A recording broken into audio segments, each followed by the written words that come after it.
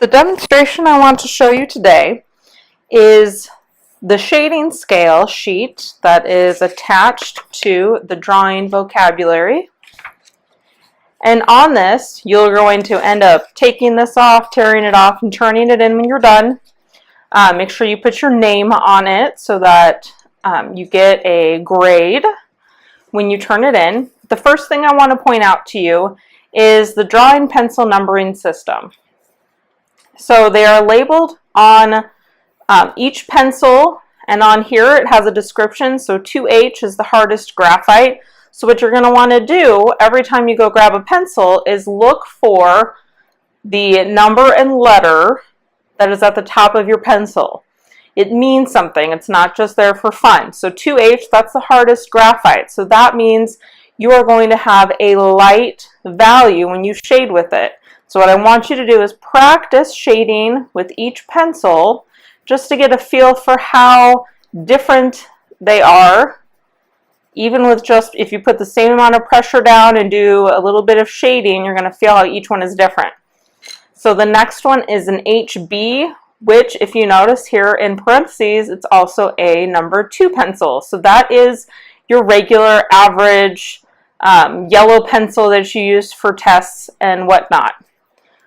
So even if you don't have your pencil box, you can always do some shading with a number 2 pencil. You can get usually a pretty good range of shading with your number 2 pencil or your HB. So it's a medium hardness. It's not super hard, it's not super soft. Now the next level up is B. So I always associate B with bold, and that means it's going to start getting a little bit softer. So a medium soft graphite is your 2B, so the lower the number, the less soft, the higher the number, the softer it gets, or the darker value you can get, and then it goes in the opposite direction with your H's. So your 2H pencil, that's going to be the lightest pencil we have, but you can go to a store and get all the way up to like an 8H pencil, and that is going to be a very hard pencil. It's going to be really great for drawing lines, and very, particular detailed things. But for shading, we like to have a nice range. And so we just use these 4 pencils to give you a pretty good range. So you can see, putting the same amount of pressure down, the 2B pencil is already getting a little bit darker than the 2H and the HB. So the last one, you'll have either a 5B or a 6B pencil in your box. This is a soft graphite. This is going to be the softest pencil that we use. It's actually one of my favorites because I really like the soft, dark pencils. Sort of feels like butter when you're shading with it. So I am using a 6B. You might have a 5B, but either way, that's going to be your darkest value. So again, 6B, think B for bold, if that helps you remember. So what I want you to do, we're going to start with our HB pencil for all of the different shading, and you can go in and add some of the different pencils on top to create the values that you need. But I'm going to start with an HB pencil just because that's your sort of mid-range pencil that we're going to use. And what we're going to start with is the gradual shading. So when you do gradual shading, you want it to change gradually from dark to medium, dark to light. And you want to have a nice range of values within each one of your boxes. So you'll notice each one has an example, and then you're going to do your best to recreate that example in the box on the right. So when you're doing gradual shading, you don't want to see the pencil marks on it. You want it to look very smooth, going from dark to light, the transitions being very minimal in what you can see. Now when you start shading for gradual shading, you want to make sure you shade in one direction. You don't want to start shading in one direction and then change it all of a sudden. It's going to break up that sense of gradualness from one value to another. So what I recommend doing is choose the direction you're going to go in, and then I'm starting with my dark value. I'm trying to go around the edges as carefully as I can. And notice I'm also using very small, short movements with my pencil. And I also recommend that you start out with a medium pressure. You don't want to get too heavy. You also don't want to press down so hard you indent the paper. You don't want to emboss it. It will also end up being shiny if you press down too hard. And we're looking for dark, not shiny. Shiny becomes reflective and it's going to look lighter than it should.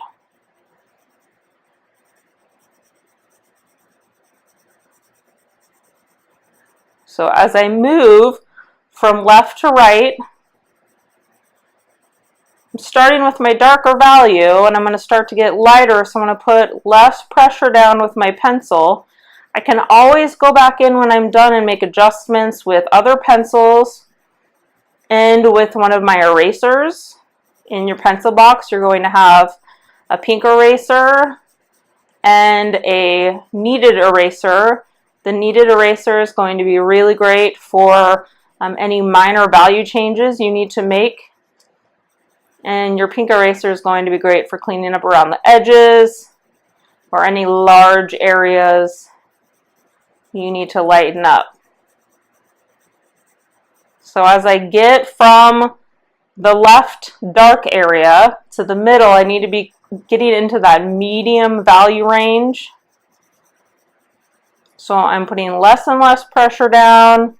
I'm not getting too dark though.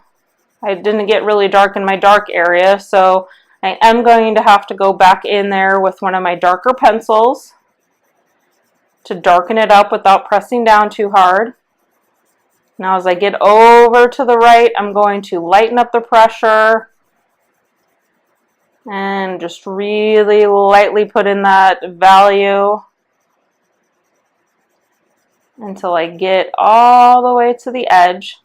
And then I'm going to go in and clean up anything and adjust my values. Now right now when I'm looking at it, it's all pretty much the same value in this area. I need to get a little bit darker. So I'm going to go ahead and I'm going to grab my 2B pencil so I can darken up my dark values. So I can just go back over my dark values. I'm not pressing down super hard. I'm just layering. Layering is also going to help get rid of any pencil lines. If you go back over any edges and see when you squint at your shading, your box here, that's one of the strategies. Squinting can help you see the values and transitions better than just looking at it like you have been. So if you see any abrupt changes from light to dark, you want to go back over with your pencil and fix it up.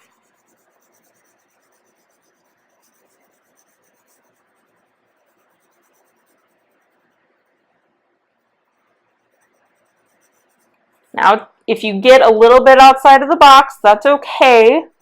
You can clean that up with your pink eraser, but don't do it intentionally, because otherwise you're going to have to do a lot of erasing and cleaning up and trying to make sure that it's all not able to be seen when you're done.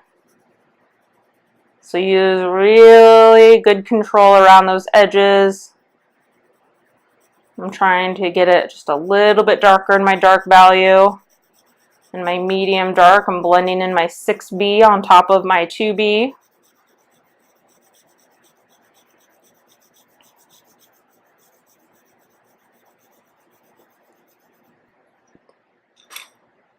And then I'm even going to go in with my 2H pencil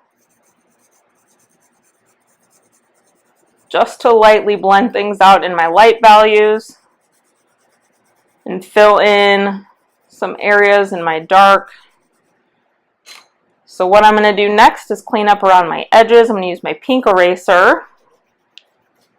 Oops, see? And then I even need to be a little bit more careful. I'm going to have to go back in and fix that. But I'm going to clean up around my edges.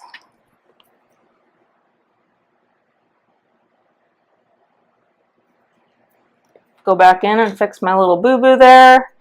And then I'm even going to go in with my kneaded eraser and lighten up my light value just a smidge. Now, the great thing about your kneaded eraser, you can pull it apart. You can make very specific points with it to add highlights, but you can also just use it to lighten things up just slightly. So the pink eraser is going to take away more value. The kneaded eraser, I can just sort of dab and it'll pick up just a little bit of value. And I'm going to go back in just because I'm being sort of picky with myself here and just show that blend just a little bit better. And that is the Gradual Shaded Value Scale.